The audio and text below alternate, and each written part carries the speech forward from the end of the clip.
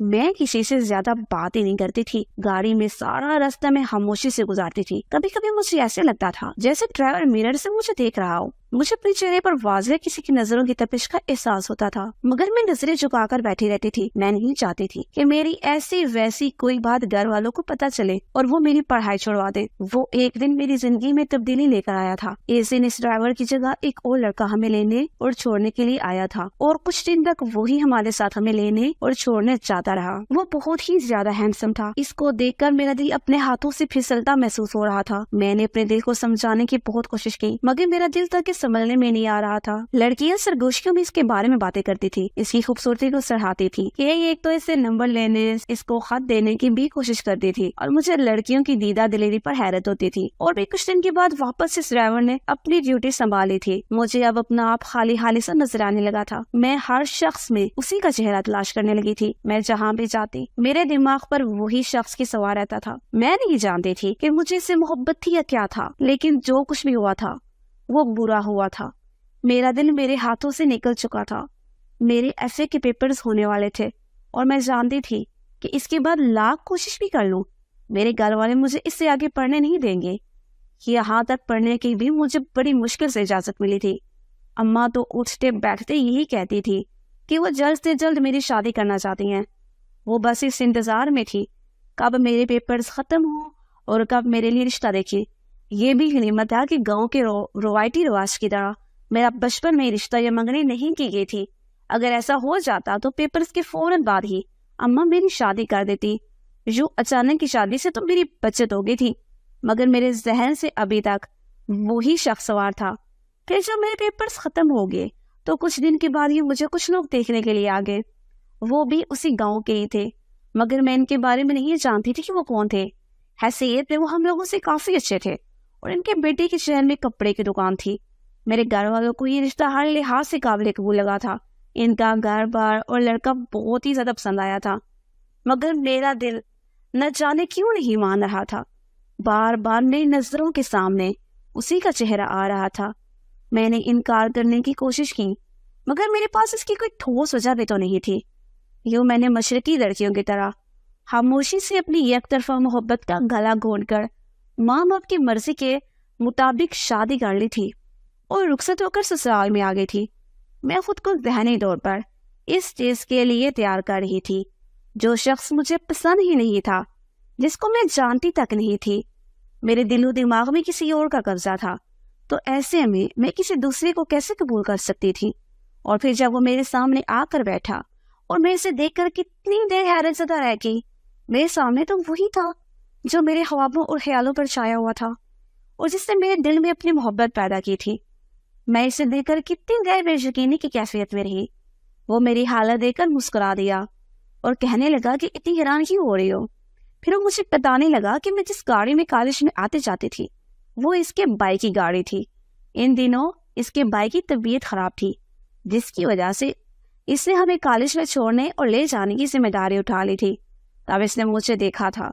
میں تمام لڑکیوں میں منفرد تھی، اسے میری شرافت اور خوبصورتی بھا گئی تھی۔ دوسری لڑکیوں کی طرح مجھ میں چچوڑا پن نہیں تھا، اور نہ ہی میں نے اسے اپنی جانب مائل کرنے کی کوشش کی تھی۔ یہی وجہ تھی کہ وہ مجھ سے متاثر ہو گیا تھا، اور پسند تو میرے سے پہلے ہی نظر میں آ گئی تھی۔ پھر اس نے میرے گھر میں رشتہ بھیج دیا، اور مجھے تو اپنی خوش قسمتی پر یقین ہی نہیں آ رہا تھا۔ میں خود پر ناز کرتے نہیں تھکتی تھی۔ سب مجھے بہت مان اور عزت دیتے تھے۔ میرے شوہر کے لیے میرا کہا حرف آخر ہوتا تھا۔ میرے دیور کا رویہ میرے ساتھ لیا دیا رہنے والا تھا۔ اول تو میرا اس کے ساتھ سامنے نہیں ہوتا تھا، اور اگر کبھی سامنا ہو بھی جاتا تو میں گھبرا جاتی تھی۔ مجھے اس کی آنکھیں کچھ بولتے ہوئے لگتی تھی۔ اس کی آنکھوں کے تاثرات مجھے عجیب لگتے تھے۔ انہیں کوئی نام نہ دے سکی، اور نہ اس کے بارے میں کسی سے کوئی بات کر سکی۔ میری ساس محلے کی خبر گیری بہت کرتی تھی۔ وہ آئے دن محلے میں کسی نہ کسی کے گھر میں ضرور موجود ہوتی تھی۔ یوں محلے کی عورتیں لڑکیوں کا ہمارے گھر میں بھی آنا جانا لگا رہتا تھا۔ محلے میں کچھ لڑکیاں ایسی بھی تھیں جو میرے ساتھ گاڑی میں کالج میں آتی جاتی تھی، اور ان کے ساتھ میری رسمی دعا سلام تھی۔ ان کے گھر میں یہاں پاس تھے۔ وہ جب بھی آتی تھی اکثر شرارت بڑے انداز میں میرے دیور کے بارے میں کہتی تھی کہ وہ بہت اچھی سواری کرواتا ہے۔ اس بات کی تو میں بھی قائل تھی کہ وہ بہت آہستہ روی سے گاڑی چلاتا تھا، اور کبھی بھی اس کا ایکسیڈنٹ نہیں ہوا تھا۔ مگر ان کے جملے اور ایک دوسرے کو زبانی اشارے کرتے ہوئے یہ بات کہنا مجھے کچھ سوچنے پر مجبور کر دیتا تھا۔ آخر وہ کس وجہ سے میرے دیور کے بارے میں ایسی بات کرتی تھی؟ میں ان سے پوچھنے کی کوشش کرتی مگر ازلی شرم میرے آڑے آ جاتی تھی۔ یہ اس دن کی بات ہے، رات کو میری آنکھ کھلی۔ پچھلے کچھ دنوں سے میری طبیعت خراب تھی، مجھے دوسرا مہینہ چل رہا تھا، میرا بند کمرے میں دل گھبرانے لگا تھا۔ اس روز بھی میرا کمرے میں جی گھبرا رہا تھا۔ اپنے شوہر کو نیند سے اٹھانے کی کوشش کی مگر وہ تھکے ہارے ہونے کی وجہ سے گہرے نیند میں تھے۔ 2-3 بار جگانے کی کوشش پر بھی وہ نہیں اٹھے تو میں کمرے سے باہر آ گئی۔ مجھے باہر آئے ہوئے تھوڑی دیر گزری تھی جب ایک عجیب سی ڈرام کی آواز پر میں بوکھلا گئی۔ صحن میں چھوٹا سا بلب جلتا رہتا تھا اور اس کی روشنی میں جو میں نے منظر دیکھا وہ مجھے اپنی جگہ پر پتھر کا بت بنا گیا۔ میں سمجھی گرد میں دیوار پھلانگ کر کوئی چور آ گیا، جبکہ وہ چور نہیں بلکہ میرا دیور تھا۔ اس وقت نہ جانے کہاں سے آ رہا تھا، وہ بھی چوری چھپے کہ ایسا تو نہیں تھا اس کا کسی کے ساتھ چکر چل رہا تھا یا کسی لڑکی سے ملنے گیا تھا۔ یہ سوچ کر مجھے خوف سے چڑچڑی آ گئی، اگر وہ پکڑا جاتا تو کیا ہوتا؟ مجھے دیکھ کے وہ بھی حیران رہ گیا۔ وہ میرے پاس آ کر کہنے لگا، آپ اب اس کے بارے میں کسی کو مت بتائیے گا، میں اپنے دوستوں کے ساتھ شکار کرنے گیا تھا۔ آپ کو تو پتا ہے کہ امی اور بھائی کو میرا رات کو شکار کرنا پسند نہیں ہے، اس لیے مجھے ان سے چوری چھپے جانا پڑا۔ تھوڑی دیر پہلے جو میرے ذہن میں خیالات آ رہے تھے میں نے ان پر افسوس کیا۔ میں خواہش بیچارے پر شک کیا، یقیناً وہ سچ ہی کہہ رہا تھا۔ میں اس بات کو بول کے اگلے دن شوہر کو ناشتہ بنا کر دینے کے بعد میں دوبارہ سے سو گئی تھی۔ جب میں سو کر اٹھی تو میری ساس بہت برے طریقے سے دیور پر غصہ کر رہی تھی۔ تمہیں شرم نہیں آتی اس طرح کی حرکتیں کرتے ہوئے؟ اگر تم کسی دن پکڑے گئے، تمہیں کسی نے دیکھ لیا تو جانتے ہو کس قدر بدنامی ہوگی۔ وہ اس کے علاوہ بھی اور بہت کچھ سنا رہی تھی۔ مجھے دیکھ کے خاموش ہو گئی۔ دیور بھی مجھے دیکھ کے شرمندہ ہو گیا تھا۔ پھر میری ساس نے موضوع بدل لیا۔ میں نے بھی اس بات کی زیادہ قریب میں رہنا ضروری نہیں سمجھا۔ ویسے بھی میں آج کل اپنی صحت کے مسائل سے دوچار تھی، مجھے اور کچھ یاد بھی نہیں رہتا تھا۔ اس دن رات کو سو رہی تھی جب شور کی آواز پہ ہڑبڑا کر اٹھ بیٹھی۔ اس قدر بلند آواز سے ایسے لگ رہا تھا جیسے کتنے لوگ مل کر چلا رہے ہوں۔ جب میں کمرے سے باہر جانے لگی تو شوہر نے مجھے روک دیا، لیکن وہ آوازیں کمرے میں بھی صاف سنائی دے رہی تھی۔ یہ محلے کے لوگوں کی آوازیں تھی جو میرے دیور پر بری طرح سے چلا رہے تھے، اور وہ بار بار اپنی صفائی میں کہہ رہا تھا وہ اس لڑکی سے ملنے کے لیے نہیں گیا تھا، وہ تو شکار کھیلنے کے لیے گیا تھا، اور راستے میں اس نے لڑکی کو دیکھا تو اسے پوچھنے لگا تم یہاں پہ کیا کر رہی ہو، جبکہ ان لوگوں نے اسے بہت بری طرح سے مارا اور پیٹا تھا۔ گھر آنے کے بعد میرے شوہر اور ساس نے بھی اسے بہت بے عزت کیا، مگر وہ ایک ہی بات پر اڑا ہوا تھا کہ وہ اس لڑکی سے ملنے نہیں گیا تھا، بلکہ وہ تو شکار کے لیے کیا تھا۔ نہ جانے وہ لڑکی وہاں کس سے ملنے آئی تھی اور اس کو پھنسا دیا۔ میری ساس اور شوہر نے اسے بات کرنا بند کر دیا تھا، وہ دونوں سے بالکل بھی بات نہیں کرتے تھے۔ مجھے اس بیچارے سے ہمدردی محسوس ہونے لگی تھی۔ میں اب اس سے تھوڑی بہت بات کرنے لگی تھی۔ اس دن شام کے وقت میں دیور کے کمرے میں بیٹھی ہوئی ادھر ادھر کی باتیں کر رہی تھی۔ مجھے آج اندازہ ہوا تھا وہ بہت دلچسپ باتیں کرتا تھا، اور دروازہ تھوڑا سا بیڑا ہوا تھا۔ دھاڑ کی وجہ سے اچانک دروازہ کھلا۔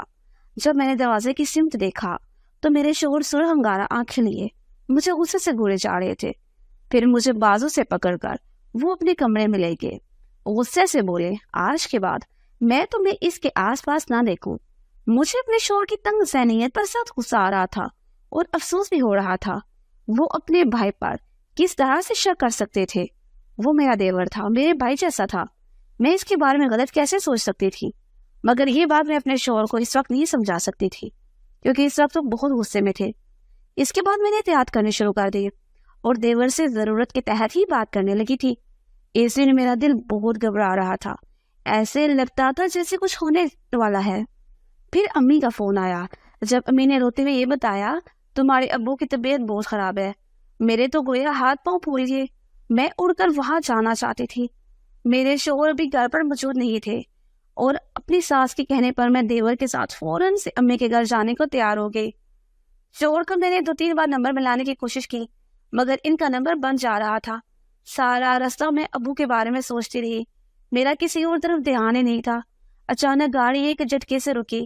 جب میں نے سامنے دیکھا تو میں حیرت زدہ رہ گئی۔ इस कदर सुनसान जगह थी, आस पास कोई भी नहीं था। मैंने अपने देवर को देखा तो इसके तासरात मुझे बदले हुए लग रहे थे। वो अजीब सी नजरों से मुझे देख रहा था। मैं बहुत बुरी तरह से घबरा गई। मैं फौरन से गाड़ी का दरवाजा खोलकर नीचे उतर आई और रोड की सिम चलने लगी। मुझे कुछ ठीक नहीं लग रहा था। वो अचानक से मेरे सामने आकर खड़ा हो गया और कहने लगा कि बहुत मुश्किलों से तो यह मौका मेरे हाथ आया है और मैं इस मौके को हाथ से कैसे जाने दे सकता हूँ। मुझे इसकी बातें, इसका रवैया कुछ भी समझ नहीं आ रहा था। ये क्या हो रहा है?